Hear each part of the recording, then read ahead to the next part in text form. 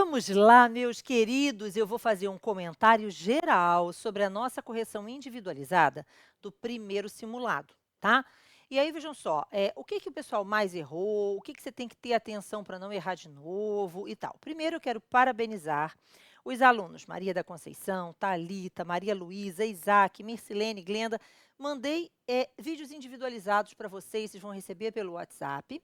Vejam, vocês tiraram as melhores notas, parabéns. Mas isso não pode desanimar o povo não, gente. Olha só, a gente teve aqui, né, nesse nosso primeiro simulado com correção individualizada, alguns aspectos importantes que eu preciso conversar com vocês. A primeira coisa, gente, é a seguinte: quais foram os principais erros que a gente visualizou na peça prático-profissional? Por incrível que pareça, muitos de vocês esqueceu de mencionar a existência do concurso formal de crimes entre a injúria e a difamação.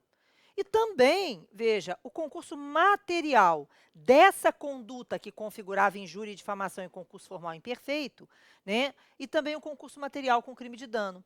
Foi mencionado o crime de difamação, foi mencionado o crime de injúria, foi mencionado o crime de dano, mas, gente, vocês têm que fazer o vínculo, fazendo a menção ao artigo 70, quando foi hipótese de concurso formal, e ao artigo 69, quando foi hipótese de concurso material de crimes. Então, você não pode esquecer de mencionar esses artigos relacionados à parte geral do Código Penal, entenderam? Lógico que a gente tem uma tendência a ir direto, né, para a parte especial do CP.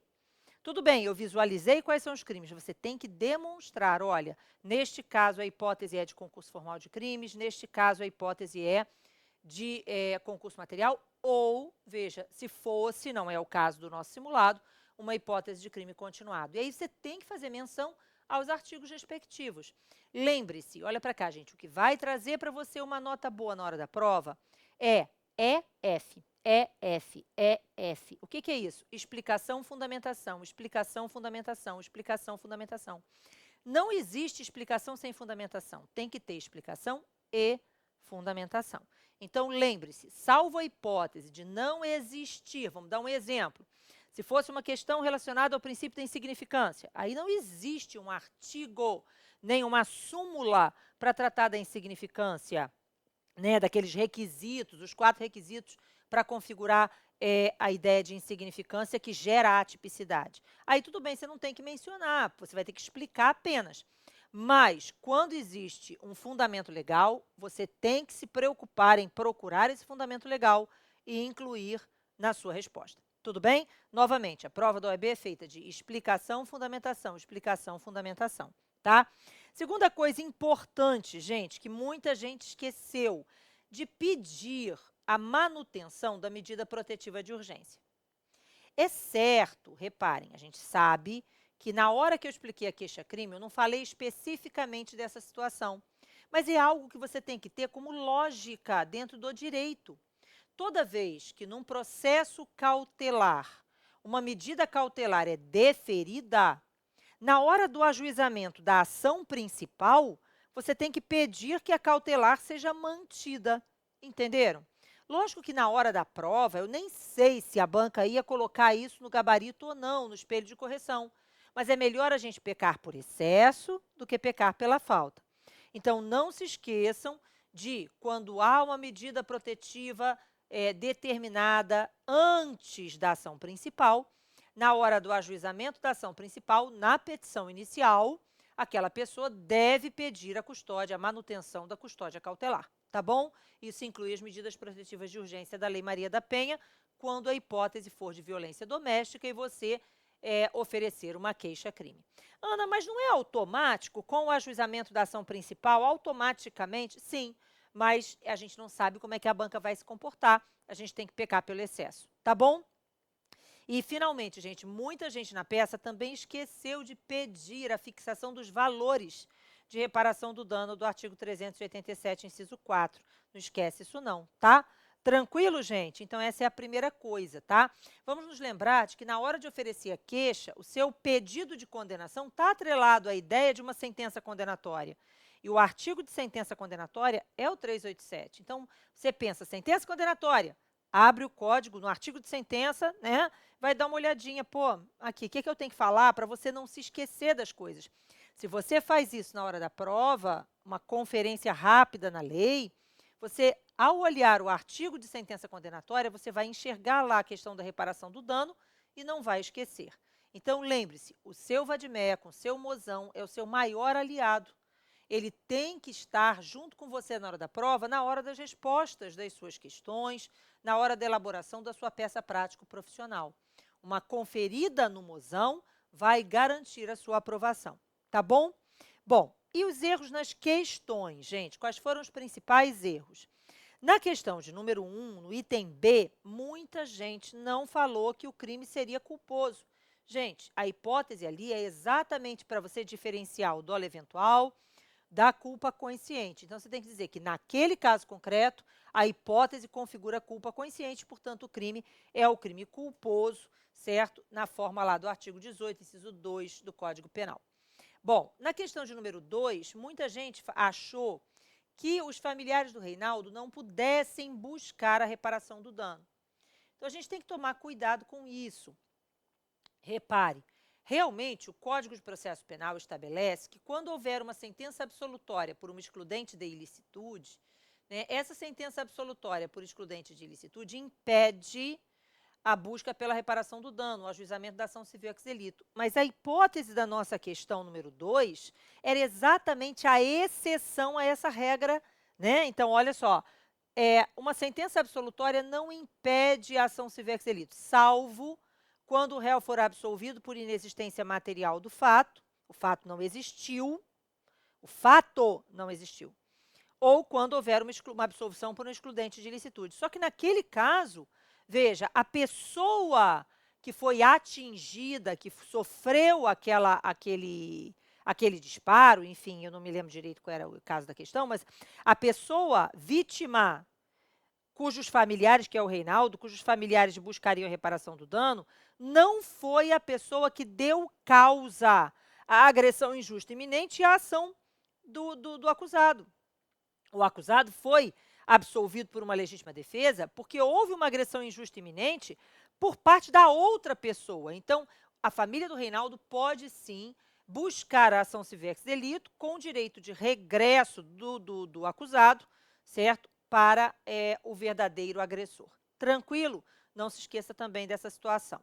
Bom, na questão de número 3, muita gente não pleiteou a absolvição sumária do Jandir. Gente, a hipótese era hipótese de absolvição sumária, com fundamento no 397, inciso 3º. A hipótese é do descaminho, de insignificância no descaminho, porque o valor ficou aquém dos 20 mil, que hoje é pacificado na jurisprudência do STF e do STJ. Então, o eventual descaminho de valor inferior a 20 mil reais é considerado insignificância e, portanto, atipicidade. Ok? Questão 4, na letra A, muita gente não falou que o crime era da competência da Justiça Estadual. Gente, tráfico interestadual é competência estadual. Tudo bem? E na letra B, muita gente deixou de mencionar o artigo, novamente, explicação, fundamentação. Explicação, fundamentação. Tem colaboração premiada? Tem, mas você não pode falar da colaboração premiada sem demonstrar o artigo em que está lastreado este instituto. Então, você tinha que se reportar ao artigo lá da Lei 12.850 de 2013, que é a lei de combate ao crime organizado. Tudo bem? Agora, reparem, gente, algumas pessoas fizeram identificação pessoal da prova. O nosso simulado busca representar exatamente o que aconteceria na hora da prova. Você não pode se dar ao luxo de praticar nada que configure identificação pessoal, tipo botar o seu número da OAB, assinar a petição, fazer qualquer coisa que possa ser um marcador da prova para os eventuais corretores. Isso zera as suas questões, zera a sua prova, tá? Depois, gente, nós tivemos várias pessoas usando no simulado lápis, caneta vermelha e corretivo. Não pode. Na hora da prova, você vai poder usar corretivo? Não. Na hora da prova, você vai poder usar caneta vermelha? Não.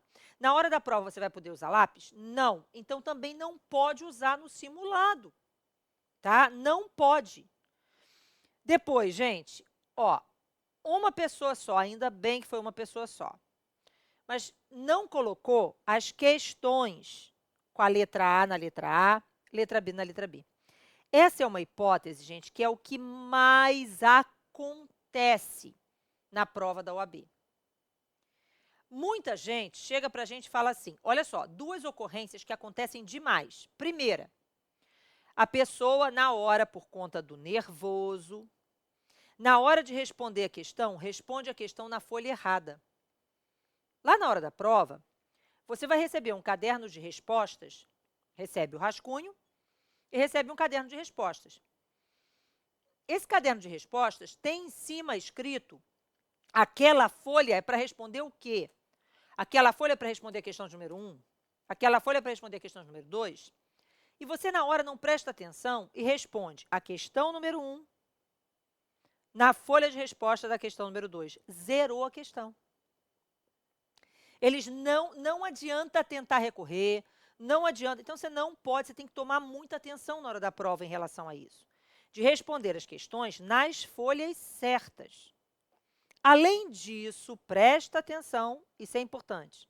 Além dessa questão, eu preciso que você tenha atenção, porque se a pergunta das questões tem uma pergunta na letra A e uma pergunta na letra B, você tem que indicar A e responder a letra A.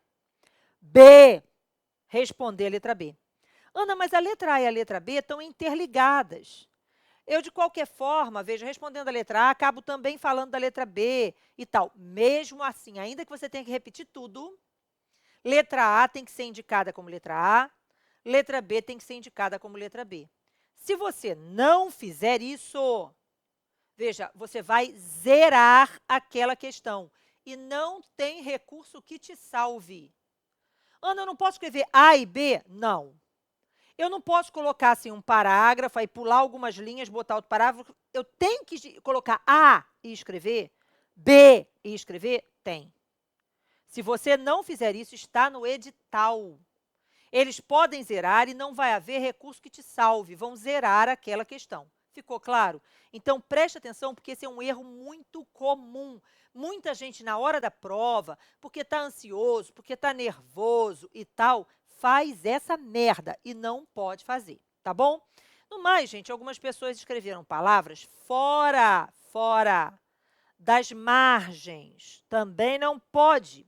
E isso, veja, o que você escreveu fora da margem, em lugar indevido, entre linhas e tal, novamente, olha só, vamos pegar, você está escrevendo um texto, aí você errou, o que você vai fazer? Riscar o que você errou e continuar escrevendo do lado, não pode escrever em cima, não. Essas coisas podem ser consideradas marcação de prova e levar à zeragem da questão também. Então, você tem que ter atenção a isso. Tá bom, gente? Certo? Então, é isso. E só duas pessoas erraram o nome da peça. Errar o nome da peça significa zerar a prova, tá? Mas vai dar tudo certo, a gente está aqui para aprender. No próximo simulado, você vai melhor ainda, eu tenho certeza, e vai tirar de letra no dia 18, tá? Um beijo!